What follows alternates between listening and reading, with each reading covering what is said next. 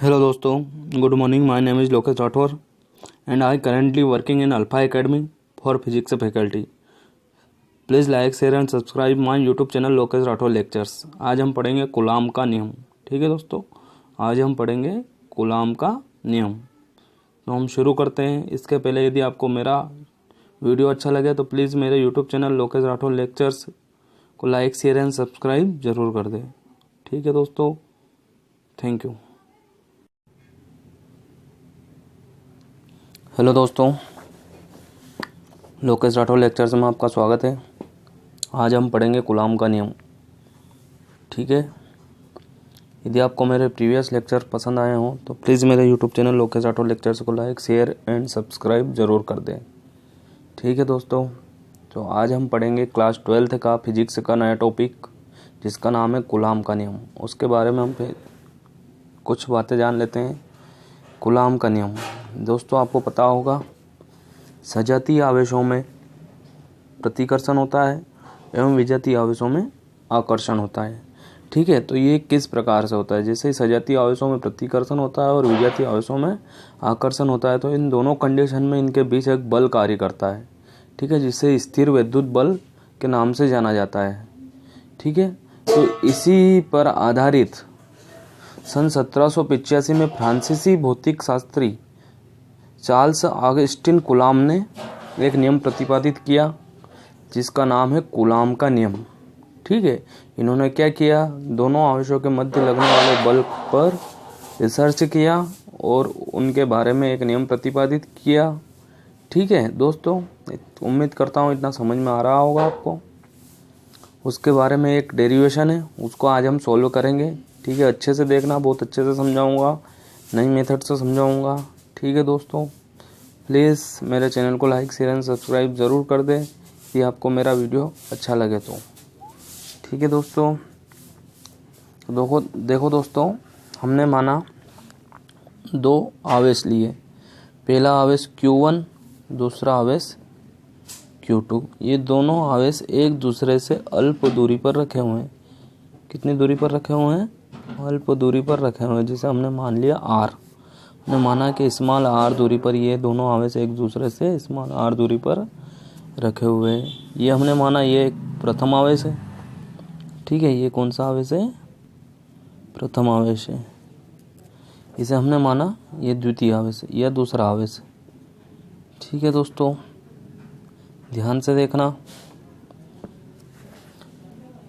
तो मैंने बताया सन 1785 में फ्रांसीसी भौतिक शास्त्री चार्ल्स ऑगस्टिन कूलाम ने, जिसे कूलाम भाई साहब ने, ठीक है, एक नियम का प्रतिपादन किया जिसे कूलाम का नियम कहते हैं और इसे ही कूलाम का व्युत्क्रम वर्ग का नियम भी कहा जाता है। ध्यान रखना दोस्तों।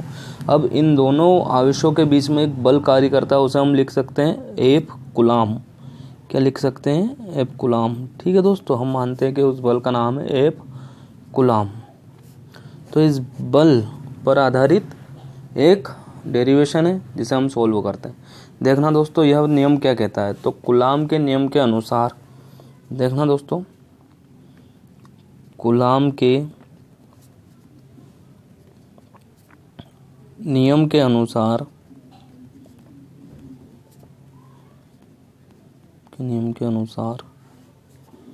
दो स्थिर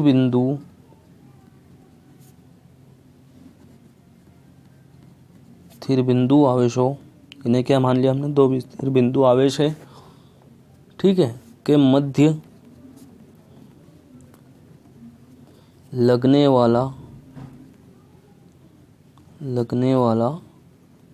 कूलाम बल,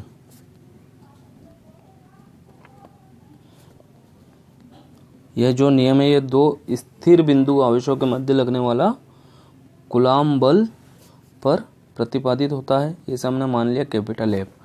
तो कूलाम का नियम क्या कहता है? पहली कंडीशन क्या कहती है? देखना दोस्तों, पहली कंडीशन कहती है कि यह दोनों आवेशों के गुणनफल के समानुपाती होता है। ठीक है, जो ये कूलाम बल है, लगने वाला कूलाम बल, दोनों आवेशों Q1 और Q2 के गुणनफल के समानुपाती होता है। तो इसे हम लिख सकते हैं, या हम लिख सकते हैं थ्योरी में, उन आवेशों के, क्या लिखा हमने? मध्य लगने वाला कूलाम बल उन आवेशों के, पहली स्टेप देख रहे हैं, उन आवेशों के गुणनफल के समानुपाती होता है। ठीक है दोस्तों, पहला यह हो गया। तो इसे हम डेरिवेशन में लिख सकते हैं, F coulomb proportional Q1 into Q2, इसे हम दे देंगे समीकरण 1।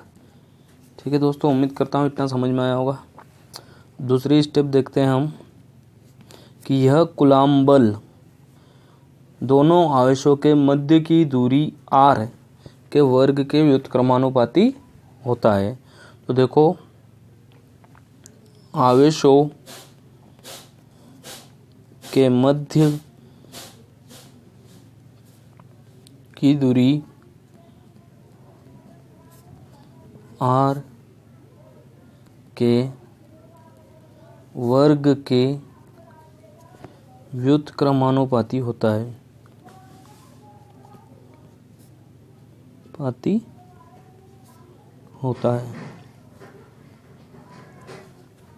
इसे हम लिख सकते हैं, एफ कूलाम प्रोपोर्शनल 1/r का स्क्वायर, दे देंगे समीकरण 2। ठीक है दोस्तों, इतना समझ में आ गया होगा। सबसे पहले हमने देखा कि कूलाम के नियम के अनुसार दो स्थिर बिंदु आवेशों के मध्य लगने वाला कूलाम बल उन आवेशों के गुणनफल के समानुपाती होता है। ये देख लिया हमने समीकरण 1 में। दूसरा कहता है कि आवेशों के मध्य की दूरी r के वर्ग के व्युत्क्रमानुपाती होता है। तो इसे देखें हम, F coulomb proportional 1/r square. अब देखो दोस्तों, हम लिख सकते हैं समीकरण 1 व 2 से। समीकरण 1 व 2 से दोनों के LHS एक जैसे, तो RHS भी समान होंगे। तो इसे हम लिख सकते हैं, F coulomb proportional Q1 Q2/r का स्क्वायर। ठीक है, और समानुपाती का चिन्ह हटेगा तो नियतांक आता है। ये हम 10वीं से पढ़ते आ रहे हैं, 9वीं से पढ़ते आ रहे हैं। ठीक है दोस्तों, देखो इसको लिख सकते हैं हम, एफ कूलाम इक्वल के Q1 Q2/r का स्क्वायर। इसे एक ब्रैकेट में बंद कर देते। ठीक है दोस्तों, यही आपका कूलाम का नियम कहलाता है। ठीक है, इसे ही हम कूलाम का नियम कहते हैं। उम्मीद करता हूँ आपको कूलाम का नियम समझ में आया होगा। ठीक है दोस्तों, अब देखो दोस्तों, आगे मैं आपको बताता हूँ कि जो यह के है, नियतांक है, ठीक है, ये दो बातों पर निर्भर करता है। के का मान दो बातों पर निर्भर करता है। दोस्तों अब ध्यान से देखना, अभी तक आपको रटाया गया होगा के का मान सिर्फ मात्रक पद्धति पर डिपेंड करता है।